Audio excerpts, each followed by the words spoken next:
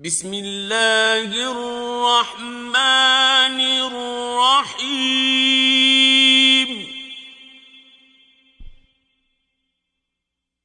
قل یا ایھا الکافرون، اے پیغمبر صلی اللہ علیہ وآلہ وسلم، ان منکران اسلام سے کہہ دو کہ اے کافرو، لا اعبد ما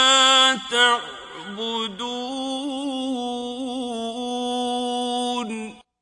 جن بتوں کو تم پوجتے ہو ان کو میں نہیں پوجتا، ولا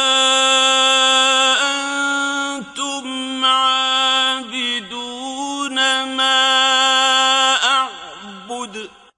اور جس خدا کی میں عبادت کرتا ہوں اس کی تم عبادت نہیں کرتے، ولا انا عابد ما عبدتم،